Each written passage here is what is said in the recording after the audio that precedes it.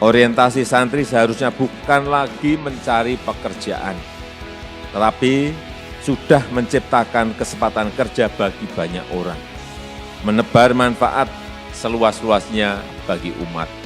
Saya berharap pesantren dan para santri dapat memanfaatkan berbagai program pembiayaan ini dengan baik, sehingga pesantren dan para santri dapat semakin berperan dalam memperkuat ekonomi umat.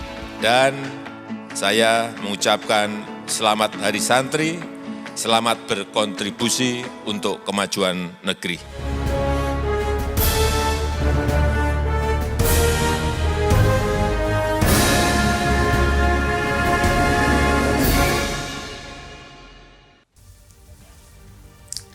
Assalamualaikum warahmatullahi wabarakatuh. Salam sejahtera untuk kita semua. Pertama-tama, saya dan Cemara 19 Channel ingin mengucapkan selamat Hari Santri Nasional 2021. Terkhusus bagi para santri di Indonesia. Masih dalam suasana Hari Santri, program Current Issue hari ini akan membahas tema yang spesial, yaitu tentang Hari Santri.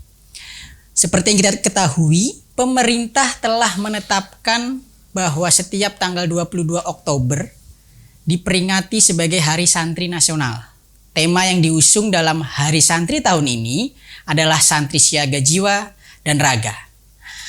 Perayaan Hari Santri Nasional sendiri diselenggarakan bertujuan mengenang sejarah santri dan perjuangannya dalam memperjuangkan NKRI. Pada kesempatan kali ini saya sudah bersama dengan tamu spesial, yaitu Kiai Haji Yahya Cholil Stakuf. Beliau adalah Khatib Am, Pengurus Besar Nahdlatul Ulama atau PBNU. Assalamualaikum Kiai. Selamat datang, terima kasih sudah berkenan hadir di program Current Issue Cemara 19 Channel ini Kiai. Ya. Jadi tadi seperti yang sudah saya sampaikan sedikit Kiai, kali ini kita akan membahas tentang Hari Santri Nasional yang diperingati setiap tanggal 22 Oktober. Mungkin banyak khalayak yang perlu tahu Kiai. Mungkin khususnya para santri atau bahkan masyarakat umum. Karena ini memang isu yang setiap tahunnya ini menghangat seperti itu Kiai. Awalnya mungkin banyak yang sedikit mempertanyakan, tetapi hari ini saya hampir sudah tidak mendengar yang mempertanyakan itu Kiai. Hampir semua mengucapkan selamat, kemudian membahas begitu pentingnya peran santri. Nah, di tengah pandemi misalnya, kemudian tantangan ke depan, kita akan coba bahas Kiai, bagaimana Hari Santri itu. Dan yang pertama Kiai, perjuangan santri itu seperti apa sih Kiai dalam konteks kemerdekaan dan pasca kemerdekaan itu sendiri Kiai? Ya, saya kira untuk memahami ini kita perlu menarik jauh ke belakang dalam sejarah peradaban Nusantara yang kemudian mewujud menjadi bangsa dan negara Republik Indonesia yang kita cintai ini. Bahwa dalam periode sekian abad sejak sesudah Majapahit ini tumbuh satu komunitas yang kemudian membangun jejaring kultural sedemikian rupa yang pada akhirnya membentuk keseluruhan tata nilai budaya dan sistem kemasyarakatan secara umum. Jejaring ini adalah jejaring kultural dari santri-santri. Itu sebabnya maka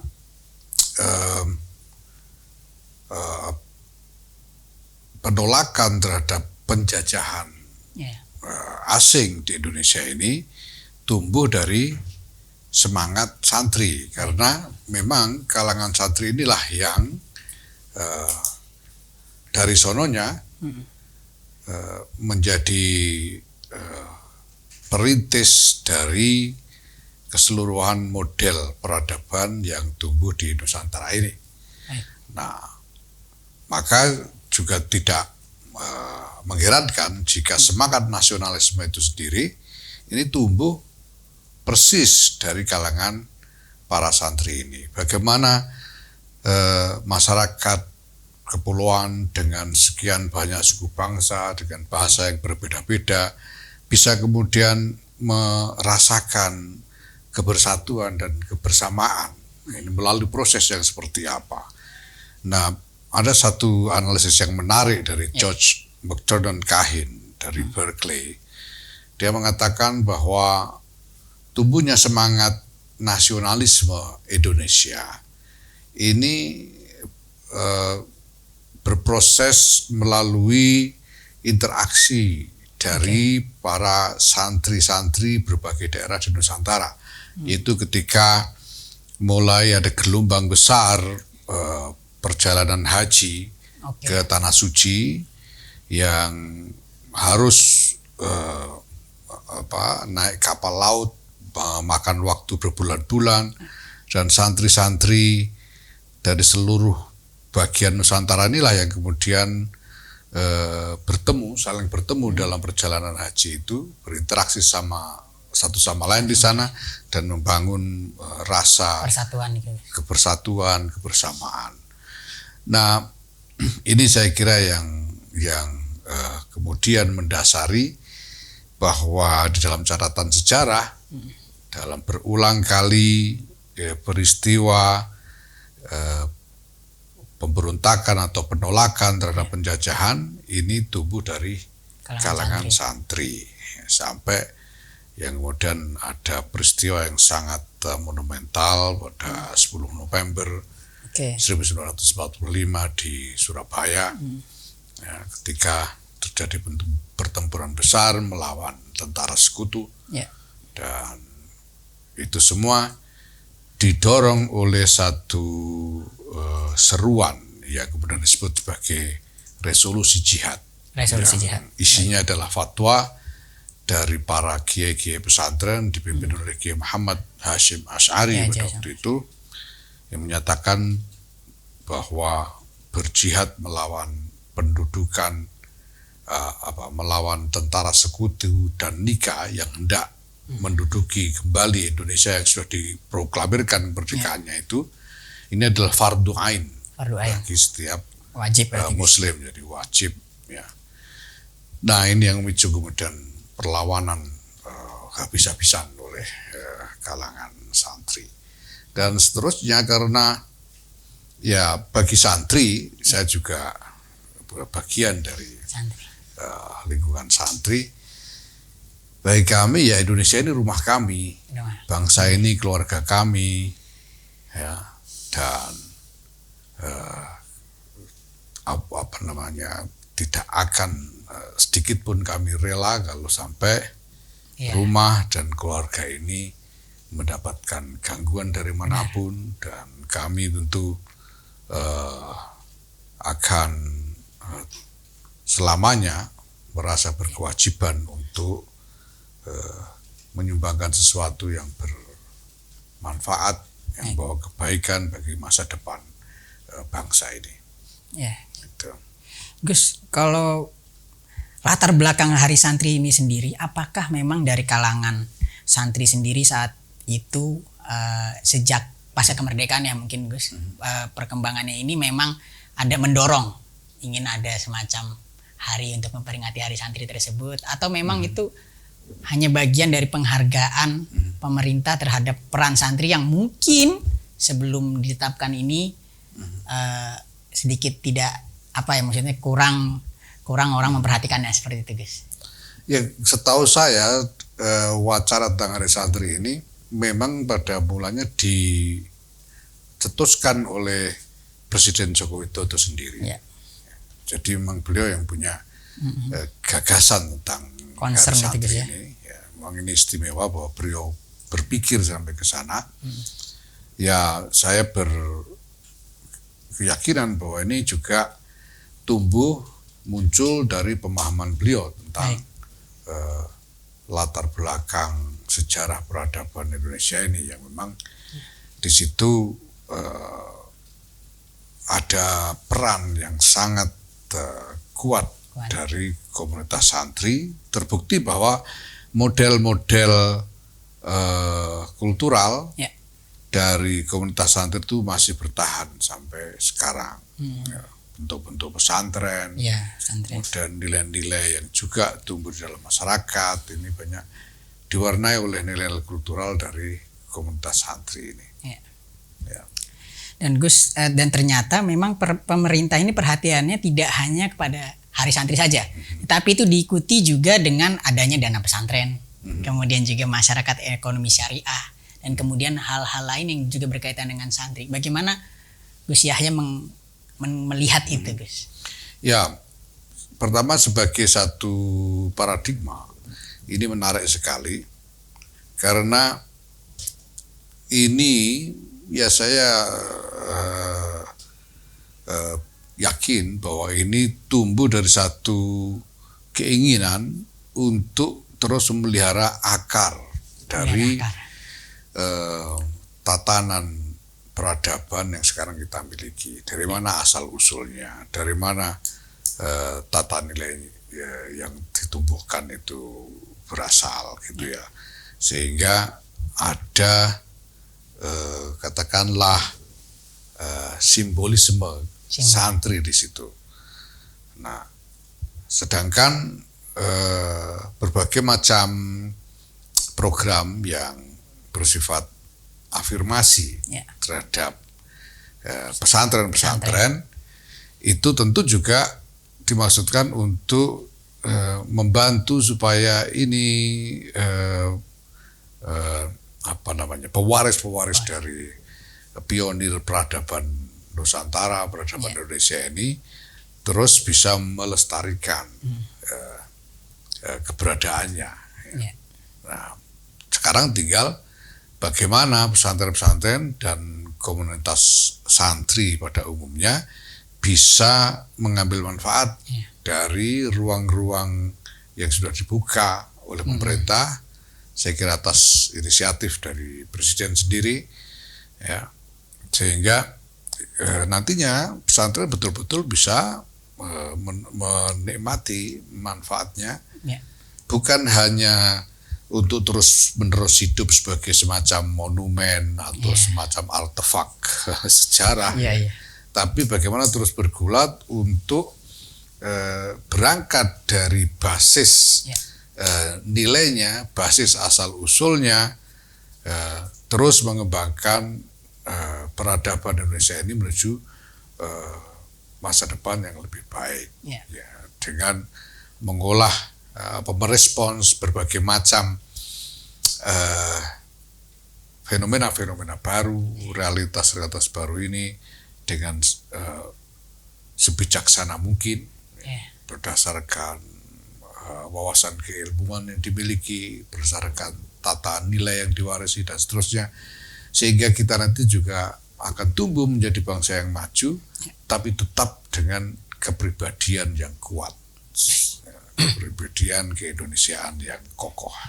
Gus, kalau menurut Gus sendiri, bagaimana ini langkah simpel namun bisa langsung mengena dan signifikan yang bisa dilakukan pesantren khususnya untuk memanfaatkan akses yang sudah diberikan pemerintah, baik dari satu perayaan secara simbolik, Hari Santri Nasional, kemudian juga ada dana khusus pesantren, dan konsep ekonomi syariah yang sudah ada. Nah, ini pesantren kira-kira langkah sederhana apa yang bisa dilakukan untuk kalau kita bicara tentang pesantren sebagai institusi pendidikan, ya dalam sejarahnya pesantren ini adalah institusi milik komunitas. Hidupnya bergantung kepada topangan dari komunitas, karena para kiai yang mengajar di pesantren itu, yang mendidik santri-santri di pesantren itu juga berfungsi menjalankan kepemimpinan sosial dalam komunitas. Jadi segala kebutuhannya dipenuhi oleh komunitas. Nah, persoalannya kemudian di tengah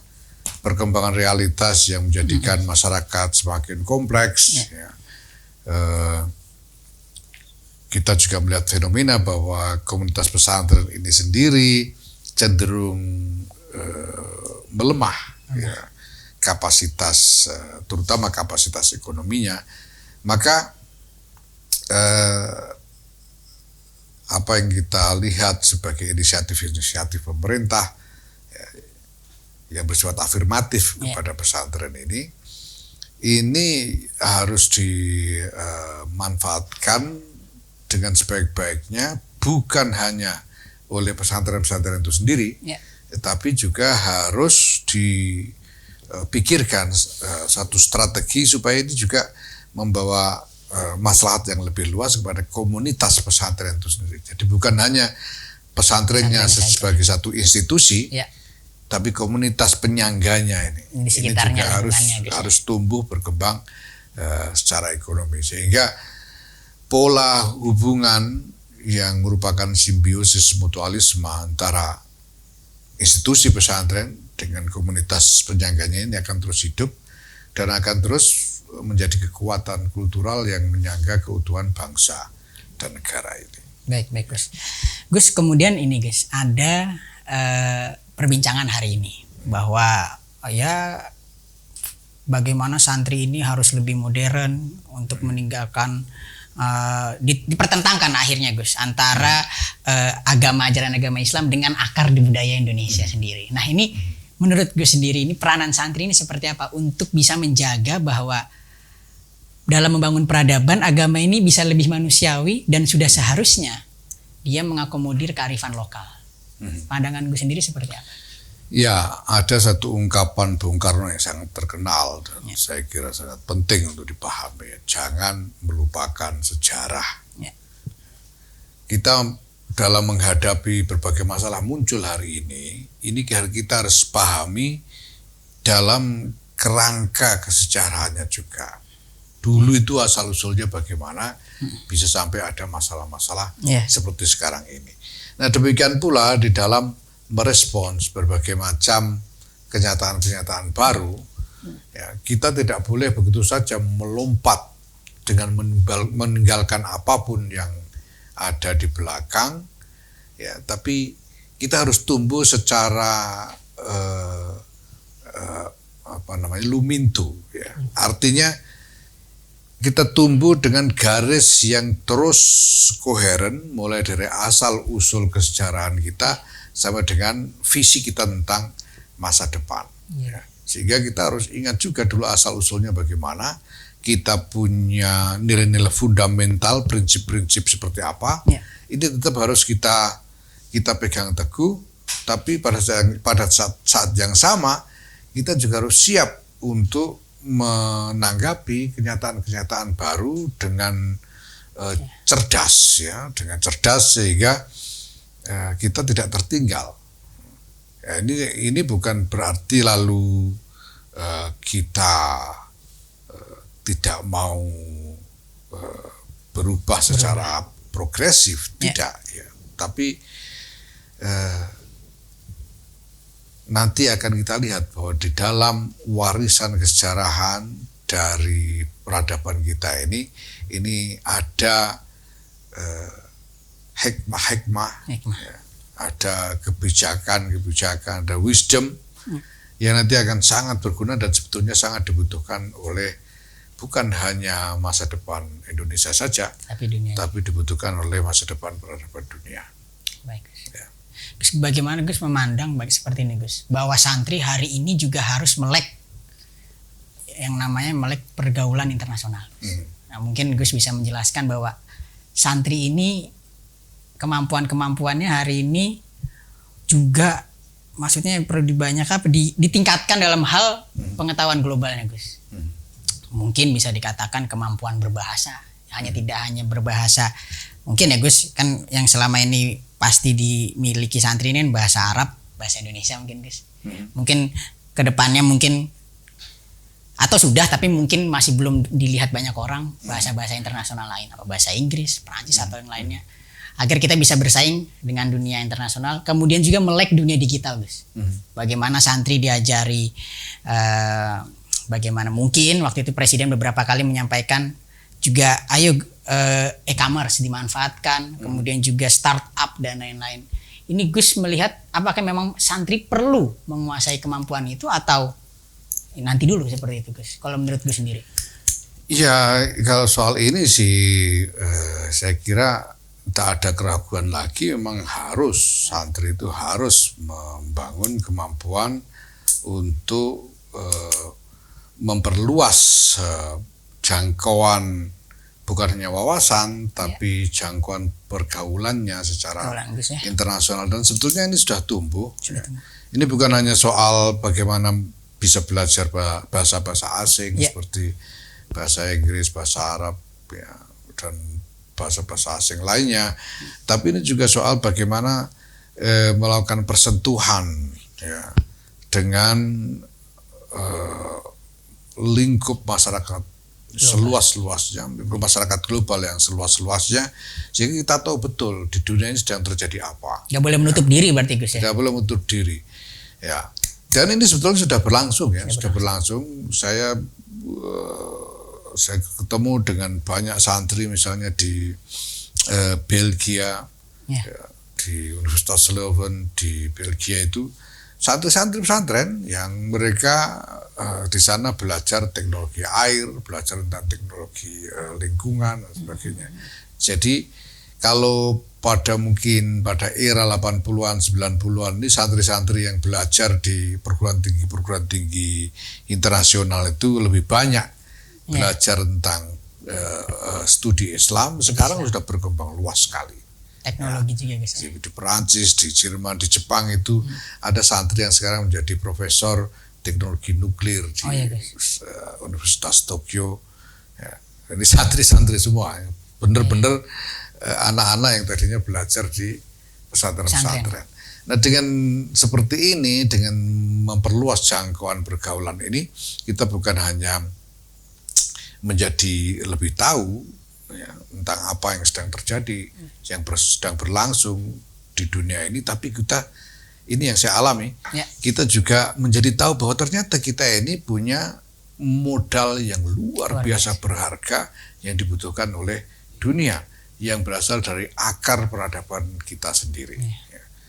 Ya, tahun abad ke-14 itu ketika dunia masih sibuk dengan perang identitas antar agama di sana sini, Majapahit itu sudah mengumumkan, mendeklarasikan Bhinneka Tunggal Ika, yang itu berarti menghargai keragaman di dalam masyarakat ini. Ini akar peradaban kita yang alhamdulillah terus bertahan. Ketika kemudian masuk dalam zaman Mataram, zaman Demak, zaman Mataram Islam dan seterusnya, ini akar nilai Bhinneka Tunggal Ika ini sangat kokoh ya, dan terus hidup sampai sekarang. Saya kira inilah yang harus kita tawarkan ya, yang memang dibutuhkan oleh dunia saat ini. Memang modal Indonesia ini modal keberagaman itu ya Gus ya. Betul. Ya. Dan saya berkali-kali menyampaikan bahwa para pemimpin kita dulu itu, para bapak pendiri bangsa kita ini, ya, ini mendahului berbagai macam konsensus internasional tentang tata dunia baru sesudah Perang Dunia Kedua. Indonesia ini lahir tepat pada akhir Perang Dunia Kedua. Sudah Perang Dunia Kedua itu masyarakat internasional kemudian membangun konsensus tentang tata dunia baru yang diharapkan lebih stabil, lebih aman. Lahirlah United Nations Charter misalnya. Nah, tapi bapak-bapak pendiri bangsa kita ini dalam soal wacana mendahului itu. Mendahului, guys. UN Charter itu 26 Juni 1945. PPKI sudah berdiskusi tentang pembukaan Undang-Undang Dasar 45 dan Pancasila pada 1 Juni dengan pidato Bung Karno yang monumental waktu itu. Ya. Nah, dan isinya persis sejiwa dengan UN Charter ini gitu. Sehingga sebetulnya para bapak pendiri bangsa kita ini memiliki visi peradaban yang luar biasa, bukan hanya untuk Indonesia saja, tapi untuk seluruh masyarakat dunia. Ini yang harus kita ingatkan lagi di tengah-tengah dunia yang hari-hari ini penuh dengan ketidakpastian. Dan sudah mulai, dunia ini sekarang mulai mengkotak-kotak lagi, guys. Ya, karena berbagai dinamika menjadi sedemikian rupa sehingga apa yang dulu menjadi konsensus global tentang tata dunia baru ini semakin melemah pengaruhnya. Tidak ada yang paling tepat untuk mengingatkan dunia tentang hal ini, saya kira, selain Indonesia. Karena kita juga punya sejarah itu, Gus. Gus, kita akan bagi sesi ini kepada para penanya. Jadi memang rekan-rekan Cemara yang hadir di studio, nanti saya akan berikan kesempatan untuk bertanya langsung pada Khatib Am PBNU Kiai Kholil Stakuf. Tadi sudah disampaikan dengan cukup banyak terkait Hari Santri, peran santri saat ini, kemudian pentingnya Indonesia dalam percaruturan bahkan global. Jadi memang kalau kita lihat ini memang Hari Santrinya nasional, tetapi maknanya ini bisa langsung internasional seperti itu. Nah, mungkin bisa langsung kalau ada yang mau bertanya, diperkenalkan dulu namanya siapa, silakan.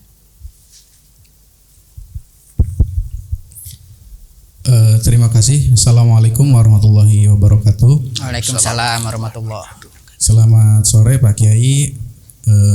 Perkenalkan, nama saya Gani. Sebelum saya bertanya, saya ingin mengucapkan dulu selamat Hari Santri tahun 2021 ini. Meskipun dengan menyisakan beberapa PR ataupun pertanyaan di benak saya sendiri. Namun hal itu semuanya tertuju pada satu pertanyaan, sebenarnya seperti apa Pak Kiai definisi santri di era modern seperti sekarang ini? Mengingat kalau misalnya kita melihat aktivitas santri sendiri, orang yang dinamakan santri itu adalah ia yang tinggal di pondok pesantren, kemudian ikut mengaji, belajar, hafal banyak matan, kemudian juga punya guru, ustadz, hingga sanad keilmuannya nyambung pada ulama-ulama salaf dan sampai pada Rasulullah SAW. Nah, kalau semisal kita meyakini definisi santri yang seperti ini, seperti yang saya ungkapkan tadi, hal ini akan menimbulkan ketidakpedean bagi orang luar yang memang tidak pernah merasakan dunia seperti itu, Pak Kiai. Nah, kemudian hal itu kemungkinan akan muncul pengkelasan sosial sebagaimana yang telah dituliskan Goethe dalam The Religion of Java itu. Nah, itu yang pertama Pak Kiai. Itu seputar definisi santri di era modern seperti sekarang ini. Kemudian selain itu pula tadi sudah disinggung beberapa terkait santri harus membuka diri di era modern dan di era disrupsi teknologi seperti sekarang ini. Yang menjadi titik poin pertanyaan saya, bagaimana eksistensi pondok pesantren di dalam menghadapi era disrupsi teknologi seperti sekarang ini? Artinya disrupsi teknologi ini bagaimana memfasilitasi pesantren, dan kemudian bagaimana pula pesantren mampu merespon perkembangan zaman ataupun disrupsi seperti masa sekarang ini tanpa menghilangkan nilai-nilai kepesantrenan seperti itu. Terima kasih Pak Kiai. Terima kasih Mas Gani. Pertanyaannya Kiai mungkin bisa langsung dijawab Kiai terkait definisi santri saat ini. Ya Mas Dani, kalau kita kaitkan antara santri dengan institusi pesantren itu sendiri, itu sebetulnya ada macam-macam pola hubungan. Tidak harus jadi tidak hanya santri yang tinggal di pesantren saja. Karena biasanya pesantren itu menyelenggarakan pendidikan bukan hanya untuk santri yang tinggal di pesantren itu sendiri saja, tapi hampir selalu setiap pesantren itu kiainya juga menggelar pengajaran untuk masyarakat umum. Ini yang kemudian dihadiri oleh masyarakat dari mana saja. Nah, sementara itu ada juga pelajar-pelajar yang tidak tinggal di pesantren, tinggal di luar pesantren, tapi datang pada saat jam-jam ada pengajian, sehingga di pesantren itu ada dikenal santri kalong misalnya. Ini semuanya santri. Bahkan juga ada orang-orang yang pernah datang ke kiai sekedar untuk minta doa. Ini juga diakui sebagai santri. Maka seperti yang saya katakan tadi, santri, definisi santri itu memang tidak boleh hanya dibatasi hanya sebagai hanya terpusat pada keberadaan institusi pesantren saja. Tapi ini harus dipahami sebagai jejaring kultural, jejaring kultural yang luas. Nah, dulu itu pada tahun 80-an 90-an Gus Dur itu pernah menyebut jejaring kultural santri, komunitas pesantren ini sebagai subkultur. Nah, tapi sekarang realitas telah berkembang sedemikian rupa sehingga batas-batas subkultural dari komunitas pesantren itu semakin tidak relevan lagi sekarang. Sudah runtuh, semua orang sudah bergaul satu sama lain tanpa mengingat batas. Nah, maka pada era sekarang ini saya kira ini memang waktu momentum yang sangat tepat pada masa-masa ini. Pak Presiden Joko Widodo memutuskan untuk menetapkan hari santri ini. Menurut saya ini harus dimaknai lebih luas sebagai salah satu komponen peradaban, ya, komponen penyusun peradaban Indonesia, peradaban Nusantara ini, ya. Sehingga dengan demikian sebetulnya ya ini kalau kita bedah ya secara sosiohistoris ya, ini akan kelihatan bahwa kita semua ini sebetulnya punya akar pada komponen budaya kesantrian pada mulanya. Bahwa kemudian seperti studi Geertz itu lalu ada semacam pengelompokan. Kalau kita baca lebih jauh sebetulnya apa yang oleh Geertz disebut sebagai pengelompokan katakanlah primordial ya, atau budaya itu sebetulnya lebih banyak diwarnai oleh kecenderungan politik ya, antara satu kelompok yang berbeda antara satu kelompok dan kelompok yang lain, kemudian menggunakan atribut yang mereka anggap cocok untuk menjadi simbol kelompoknya, seperti santri dan abangan dan sebagainya. Tapi sekarang kita sudah tidak bisa bedakan lagi. Kalau dulu itu orang namanya Zainal itu santri, orang sekarang kalau Prayogo itu abangan. Tapi sekarang santri-santri namanya Prayogo juga. Cucunya Gus Dur itu malah dinamai Parikesit. Jadi sudah tidak ada lagi batas sebetulnya antara santri, abangan dan lain-lain. Dan karena itu saya kira tepat sekali sekarang masanya ketika kita semua semakin terintegrasi satu sama lain sebagai satu masyarakat yang utuh, ya kita pahami saja bahwa kesantrian ini adalah salah satu komponen penyusun peradaban Indonesia ini menjadi seperti sekarang ini. Ini saya kira makna yang paling tepat ya. Itu. Nah, itu pertanyaan keduanya tadi bagaimana eksistensi pesantren di era disrupsi? Pesantren di era disrupsi ini ya. Ya, lagi-lagi pesantren ini merupakan kelanjutan dari satu model lembaga pendidikan yang memang tua sekali, sangat kuno, bahkan sebelum Islam. Dulu itu orang mau mendapatkan pendidikan, ya, sebelum era penjajahan, orang mau mendapatkan pendidikan, tidak ada tempat lain selain pesantren. Yang pernah kenalkan sekolah ini kan Belanda. Sebelum ketemu dengan Belanda, sebelum Belanda menyusun pemerintahan di Hindia Belanda ini, yang ada pesantren. Orang kepengen pinter, datangnya ke pesantren. Orang ingin masuk ke dalam kelas intelektual, tidak ada tempat lain selain pesantren. Itu sebabnya raja-raja Jawa pada waktu itu juga pangeran-pangerannya banyak yang dikirim ke pesantren. Nah, bahwa sekarang ini kita masih menemui model lembaga pendidikan pesantren ini menunjukkan betapa kuat eksistensi dari tradisi pesantren sebagai sistem pendidikan yang sudah berabad-abad. Nah, kenyataannya di tengah perubahan, ya namanya perubahan yang yang cepat dan sangat besar, itu kan tidak hanya terjadi sekarang. Sepanjang sejarah banyak perubahan-perubahan besar terjadi. Toh pesantren-pesantren ini terus bisa menyesuaikan diri, gitu ya. Sudah sejak awal abad ke-20 tahun 1911 misalnya, Pondok Pesantren Tebuireng di bawah Kiai Muhammad Hasyim Asy'ari ini sudah membuka sekolah dengan kelas-kelas seperti sekolah modern kita sekarang. Padahal sebelumnya namanya santri itu ngajinya ya sambil ngaji di surau begitu saja, semua orang ikut tanpa ada pembedaan kelas-kelas itu. Nah, mereka sudah menyesuaikan diri sejak itu sampai sekarang. Dan sekarang kita lihat bahwa di tengah era disrupsi ini, ya, ada pandemi dan sebagainya, kita lihat pesantren-pesantren juga tidak mengalami kesulitan untuk menyesuaikan diri. Gitu. Sekarang pesantren sudah, saya kira sudah sangat familiar, sangat akrab dengan yang namanya internet, ya,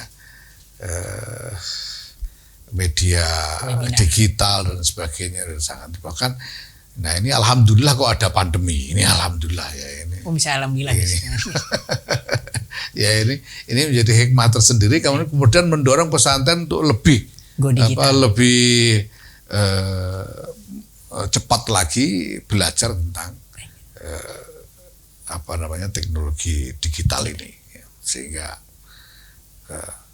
kita lihat. Saya kira sekarang sebagian besar pesantren masih bisa terus melanjutkan kegiatan-kegiatannya di tengah pandemi ini dengan menggunakan teknologi digital ini. Mudah-mudahan saja. Saya sih yakin bahwa ya pesantren ini lembaga pendidikan yang sudah bertahan mungkin lebih dari 6-7 abad. Dengan perubahan yang luar biasa dari Majapahit ke Demak, dari Demak ke Mataram, dari Mataram ke Hindia Belanda, ke era kemerdekaan sampai sekarang.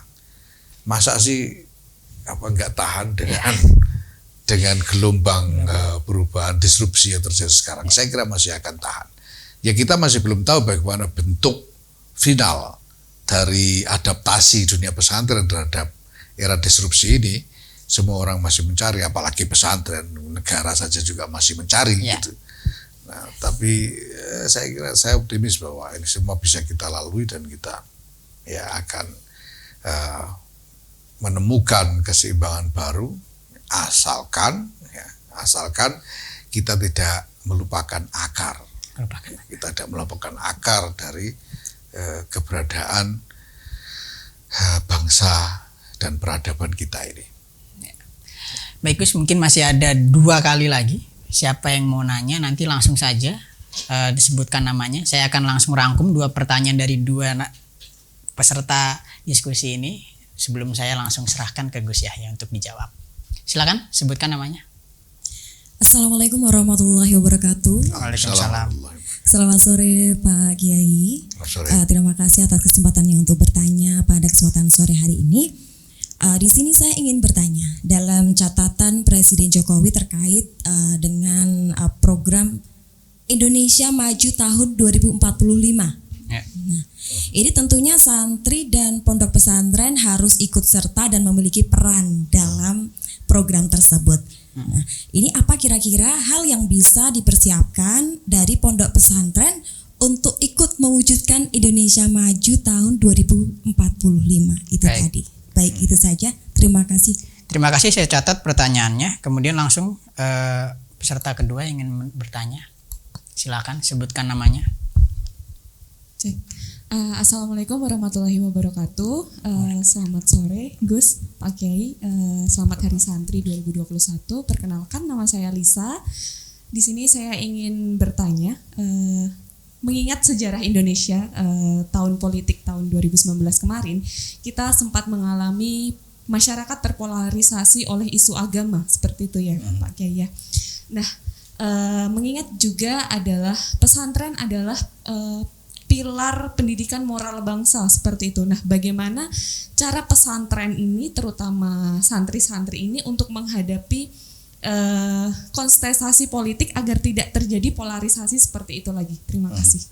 Baik, terima kasih. Pertanyaan yang luar biasa, teman-teman semua. Ya. Gus, bisa langsung dijawab, Gus? Terima kasih. Yang pertama tadi Mbak siapa namanya? Yang pertama Mbak namanya? Iya, nama saya Rodotul Badiah, biasa Rodotul dipanggil Badiah. dia gitu. Ya, Baik, oke. ya. Bagaimana peran pesantren dalam menuju Indonesia Maju 2045? Gini saja gampangannya. sekarang ini saja menurut catatan, sekurang-kurangnya catatan dari Kementerian Agama, kita punya lebih dari 21.000 pesantren di seluruh Indonesia. 21.000 pesantren di seluruh Indonesia. Dan sebagaimana yang tadi saya katakan, pesantren itu bukan hanya institusinya itu saja, tapi pesantren itu berarti juga lingkungannya, ekosistemnya, masyarakat penyangganya.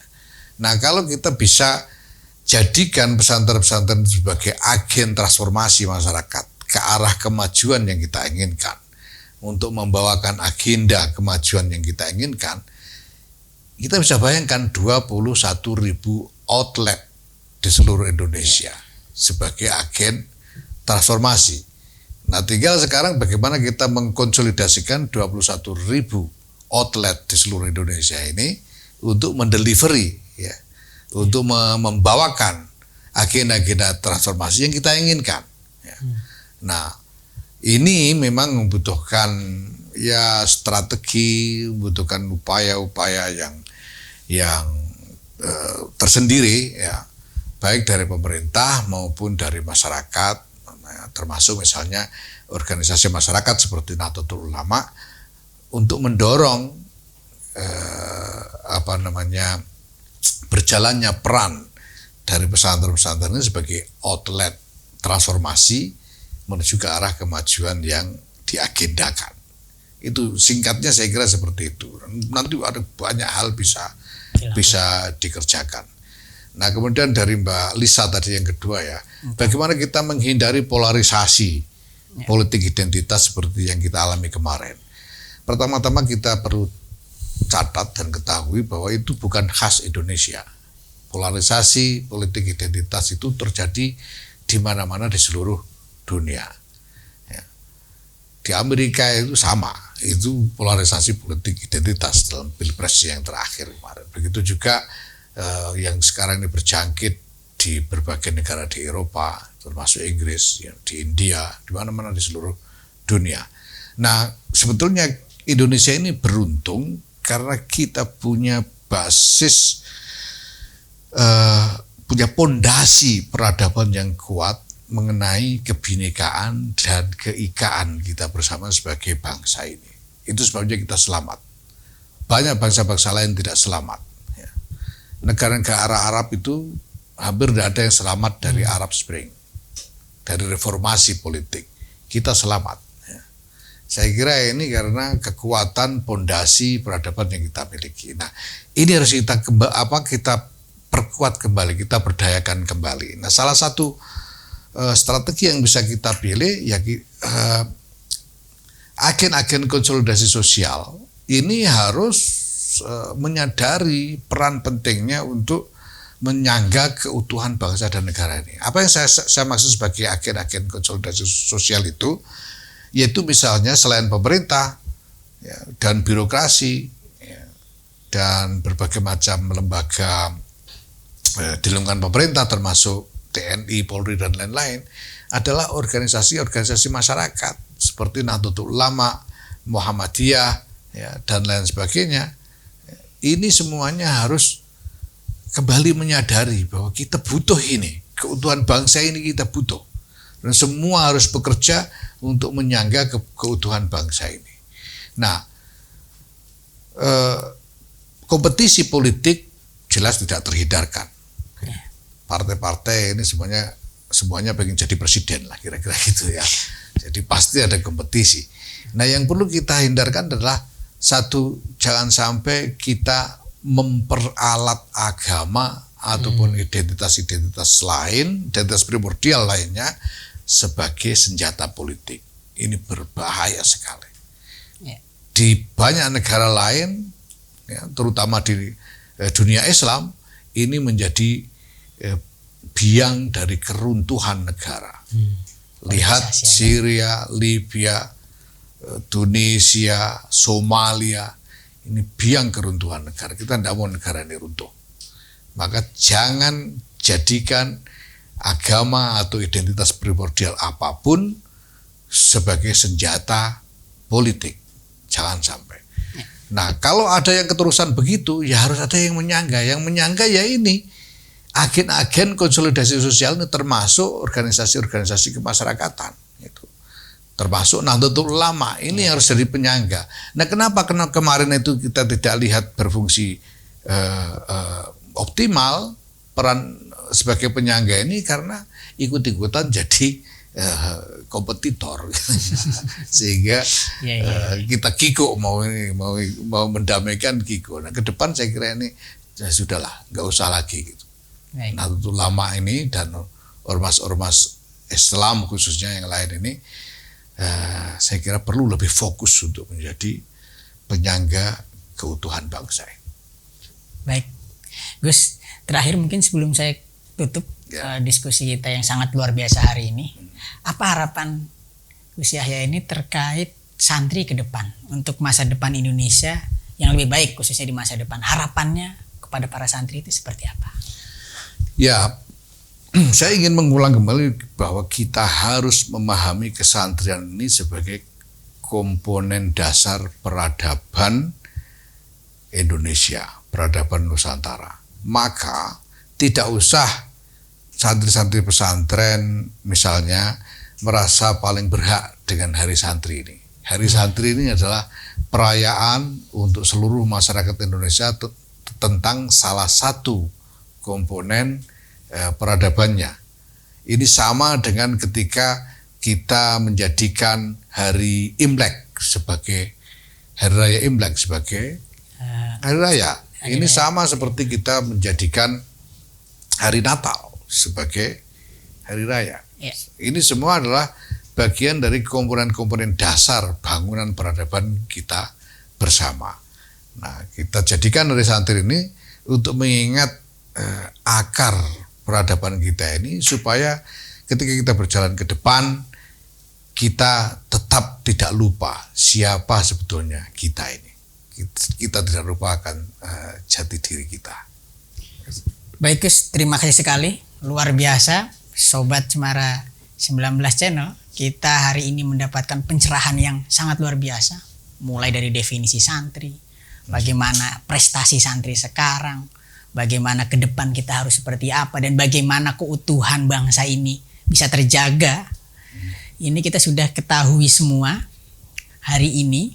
Jadi saya mengucapkan sekali lagi terima kasih pada Gus Yahya yang sudah mau meluangkan waktunya untuk berbagi dengan kami. Untuk bisa lagi lebih mendapatkan insight-insight menarik lainnya, saya rasa para Sobat Cemara 19 Channel ini bisa like, subscribe, dan komen akun ini. Terima kasih sudah mau menonton kita. Saya Aristiawan Yodi langsung dari studio Cemara 19 Channel mengucapkan selamat tinggal, sampai jumpa kembali, dan Cemara 19 Channel hanya untuk orang-orang yang ingin maju dan hidup damai. Terima kasih. Terima kasih Gus, terima kasih banget Gus. Ya, sama-sama.